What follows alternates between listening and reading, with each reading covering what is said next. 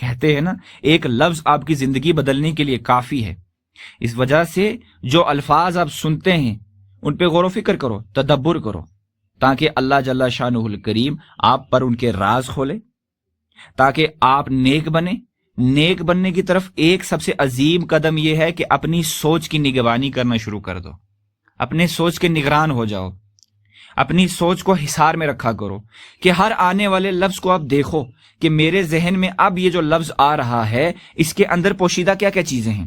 کہ watch your thoughts, اپنی سوچ کو دیکھو کیونکہ وہ آپ کے الفاظ بن جاتے ہیں، اور اپنے الفاظوں کو دیکھو کیونکہ وہ آپ کے عمل بن جاتے ہیں، اور اپنے عمل کو دیکھو کیونکہ وہ آپ کی عادت بن جاتا ہے، اور اپنی عادت پر غور و فکر کرو کیونکہ وہ آپ کی شخصیت بن جاتا ہے، آپ کا کریکٹر بن جاتا ہے، اور اپنے کریکٹر کو بھی دھیان سے دیکھو، اپنے کریکٹر پر بھی غور و فکر کرو کیونکہ اس سے آپ کی پوری زندگی متاثر ہوتی ہے، یعنی آپ کی شخصیت ہی مکمل طور پر بدل جاتی ہے جب آپ اپنی سوچ پر دھیان نہیں دیتے۔ تو آپ کی سوچ میں جس طرح کا بیج بویا جائے گا، اچھا لفظ تو اچھی سوچ بنے گی، اچھے عمل ہوں گے، اچھا معاملات ہوگا، نیک بنیں گے۔ کی ابتدا کہاں سے ہوتی ہے اور وسوسے کی انتہا کہاں تک ہے؟ برین واش یعنی انسان کے ذہن کو صاف کرنا، اس کے ذہن میں سے کسی چیز کو نکال کر کسی چیز کو بھرنا، اور موٹیویشن یعنی اس کے اندر جذبہ پیدا کرنا کہ آپ یہ کر سکتے ہو۔ وسوسے کی ابتدا شروع ہوتی ہے ایک صحبت سے، ایک لفظ سے۔ یہ جتنے معاملات ہیں وسوسوں کا ہو گیا، آپ کے ذہن کو صاف کر کے آپ کے ذہن میں کچھ اچھی یا بری چیز بھرنا، اور موٹیویشن یعنی آپ کے خیالات کو تبدیل کرنا اور آپ کو ایک بھروسہ، ایک یقین، ایک اطمینان دینا، یہ موٹیویشن کہلاتا ہے۔ اور وسوسوں کی جو شروعات ہے وہ ہوتی ہے ایک لفظ سے۔ اب بات کرتے ہیں لفظ کے اندر چھپے ہوئے راز، ایک لفظ کے اندر چھپے ہوئے روحانی راز، لیکن جنہیں سمجھنا بے حد ضروری ہے۔ وسوسوں کی ابتدا ایک لفظ سے ہوتی ہے اور وسوسوں کی انتہا عمل پر اور اس کی عادت، اور عادت سے پوری زندگی متاثر ہو جاتی ہے، اور جب متاثر ہو جاتی ہے تو پھر ایک بندے کی زندگی بن بھی سکتی ہے اور برباد بھی ہو سکتی ہے۔ اور وسوسے کی انتہا کیا ہے کہ اس کا قلب پور سیاہ ہو جاتا ہے، پوری طریقے سے ڈیڈ، جس کو قلب سنوبری کہتے ہیں۔ اور ایسے شخص کا جو نفس ہے وہ امارہ ہوتا ہے۔ اب جب ایک شخص صحبت اختیار کرتا ہے، اچھی ہو یا بری،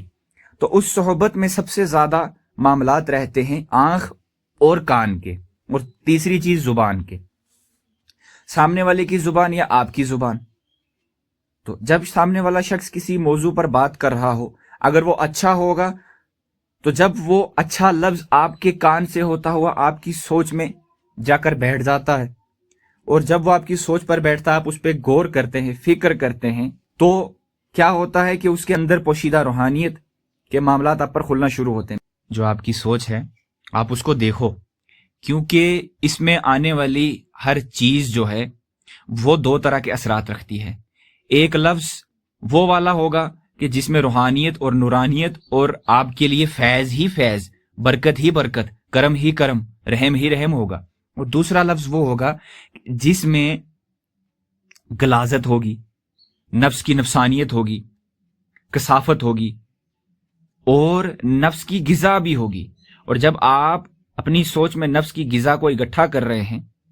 تو آپ کا نفس طاقتور ہوگا، اور جب نفس طاقتور ہوتا ہے تو آپ کی ذہن میں جو آیا ہوا لفظ ہے، جب اس پہ آپ سوچتے ہیں، جب وہ آپ کے ذہن پہ کھولنا شروع ہوتا ہے تو وہ گندگی آپ کے آہستہ آہستہ ذہن کو قبضے میں لے لیتی ہے، اور جب اس الفاظ کی گندگی آپ کے ذہن کو اپنے قبضے میں لے لیتی ہے تو وہ وسوسوں کی صورت میں تبدیل ہونا شروع ہو جاتی ہے، اور جب وہ وسوسوں کی صورت میں تبدیل ہونا شروع ہو جاتی ہے تو نفس اسی الفاظ کو ہتھیار بنا کر آپ پر استعمال کرنا شروع کر دیتا ہے۔ یہ نفس کا ایک بہت بڑا ہتھیار ہے، اسی لیے آقا کریم صلی اللہ علیہ وسلم نے فرمایا کہ جاہل کی صحبت سے بچ کے رہو، کیونکہ جاہل خود جہالت میں ہوتا ہے اور اس کے اپنی سوچ متاثر ہوئی ہوتی ہے گندے لفظوں سے، گندی صحبتوں سے، اور کہیں نہ کہیں آپ کو اس کی صحبت میں بیٹھ کر ویسے ہی گندے لفظ ملیں گے اور ویسی ہی آپ کی سوچ ہو جائے گی۔ تو اس وجہ سے ایسے لوگوں سے دور رہنے کے لیے آقا کریم صلی اللہ علیہ وسلم نے فرمایا ہے۔ اب بات ہے کہ جب یہ ایک لفظ سوچ میں آتا ہے، اترتا ہے، وسوسوں کی صورت میں تبدیل ہونا شروع ہوتا ہے، اور جب وسوسوں کی صورت میں تبدیل ہونا شروع ہو جاتا ہے پھر اس کے بعد کیا ہوتا ہے؟ اس کے بعد کا معاملہ یوں ہوتا ہے کہ آپ ایک چیز سمجھ جائیے کہ وسوسے اکثر آتے ہی اس لیے ہیں، حتی الامکان کوشش کرتا ہے شیطان اور نفس کہ یہ شخص اب میرے اس ہتھیار، میرے اس حملے میں آ جائے اور میں اسے کمزور کروں۔ تو جب وسوسے آتے ہیں تو اکثر آپ کو اسی لیے ڈالے جاتے ہیں تاکہ آپ ان پہ عمل کریں۔ اور میں آپ کو یہاں پہ ایک پوائنٹ رکھوں گا کہ اپنی سوچ کو دیکھو، یہ میں نے کہیں پڑھا تھا تو مجھے بڑا پیارا لگا کہ الحمدللہ عز وجل یہ اس موضوع سے پورا میچ کرتا ہے اور اس موضوع کی ہر چیز اس میں پوشیدہ ہے۔ اپنی سوچ کو دیکھو کیونکہ یہ الفاظ بن جاتے ہیں، اور اپنے الفاظوں کو دیکھو کیونکہ یہ آپ کا عمل بن جاتے ہیں، اور اپنے عمل کو دیکھو یہ آپ کی عادت بن جاتی ہے، اور اپنی عادت کو دیکھو یہ آپ کی شخصیت بن جاتی ہے۔ آپ کی عادت آپ کی شخصیت کو متاثر کرتی ہے۔ گندی عادت آپ کی شخصیت کو گندا بنا دے گی، اچھی عادت آپ کی شخصیت کو اچھا بنا دے گی۔ اور سمجھ لیجئے یہ سب مسئلہ صرف ایک سوچ سے شروع ہوا ہے، اور سوچ سے بھی پہلے الفاظ سے، کسی کی صحبت سے۔ تو الفاظ اپنے اندر بہت کچھ پوشیدہ رکھتے ہیں، بہت معاملات پوشیدہ رکھتے ہیں۔ ایک الفاظ سے آپ کی زندگی بدل سکتی ہے۔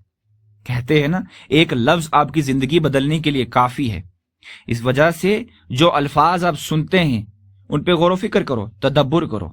تاکہ اللہ جل شانہ الکریم آپ پر ان کے راز کھولے، تاکہ آپ نیک بنے۔ نیک بننے کی طرف ایک سب سے عظیم قدم یہ ہے کہ اپنی سوچ کی نگرانی کرنا شروع کر دو، اپنے سوچ کے نگران ہو جاؤ،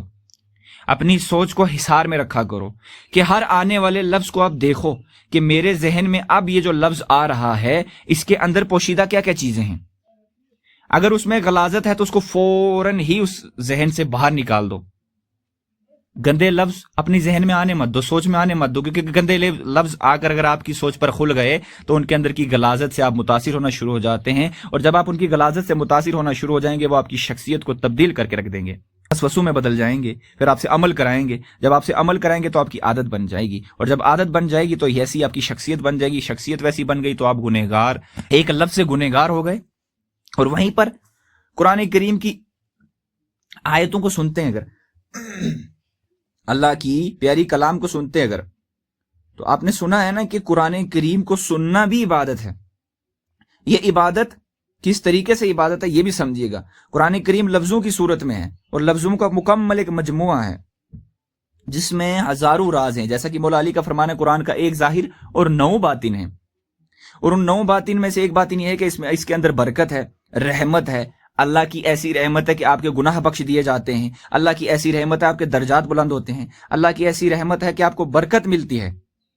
کرم نوازی ہوتی ہے، آپ کے علم میں اضافہ ہوتا ہے، آپ کی عقل روشن ہوتی ہے، آپ کا قلب اس الفاظ سے، قرآن کریم کی آیتوں سے منور ہوتا ہے تو وہ اللہ کے قرب میں جاتا ہے، قرب میں جاتا ہے تو اس کے آگے سے پردے ہٹتے جاتے ہیں، اور جب پردے ہٹتے جاتے ہیں تو آپ گویا اللہ کے قرب میں جا رہے ہیں، اور آپ کا یہ سلوک کا سفر آسان ہو جاتا ہے۔ صرف ایک لفظ آپ کی زندگی کو بنانے کے لیے کافی ہوتا ہے۔ تو میرے بھائیوں، میری بہنوں، اپنے لفظوں پر غور و فکر کرو، اور کیسے لفظ آپ سن رہے ہو اس پہ غور و فکر کرو۔ زبان اور قلب کے درمیان اپنی سوچ کی صفائی کرو،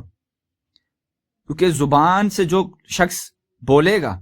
وہ اس کی عقل پر اثر رکھے گا، اور عقل سے قلب کی طرف وسوسوں کی صورت میں، اور وسوسوں سے عمل کرایا تو قلب آپ کا سیاہ ہو گیا۔ جب قلب سیاہ ہو گیا تو پردے پڑ گئے تو آپ گناہوں کی طرف زیادہ رغبت کریں گے، نیکیوں کی طرف کم، عبادت میں آپ کا من نہیں لگے گا، قرآن کریم کی آیتوں کو سن نہیں پائیں گے، کئی سارے معاملات آپ ان میں پھنس جائیں گے۔ اللہ جل شانہ الکریم کہنے سننے سے زیادہ عمل کرنے کی توفیق عطا فرمائے۔ امید ہے آپ کو موضوع پسند آیا ہوگا، اور یہ موضوع بہت خاص ہے۔ ہر چیز میں راز ہے، بس اس پہ غور و فکر کرنے کی ضرورت ہے، تدبر کرنے کی ضرورت ہے، اور تدبر میں بہت ساری نشانیاں ہیں، جن میں سے ایک نشانی یہ ہے کہ لفظ کا تدبر کرو، اپنے عمل پہ تدبر کرو، اپنی عقل پہ تدبر کرو، اپنی سوچ پہ، علم پہ تدبر کرو۔ علم پہ تدبر کیوں؟ کیونکہ علم کی نفی ضرورت ہے۔ نفس پہ تدبر کیوں؟ کیونکہ نفس کی نفی کی ضرورت ہے۔ ہر چیز کی نفی کرو، اپنی سوچ کی نفی یہی ہے کہ اپنی سوچ میں آنے والے ہر الفاظ کو دیکھو، پہچانو، اور پھر اس کی نفی کرو۔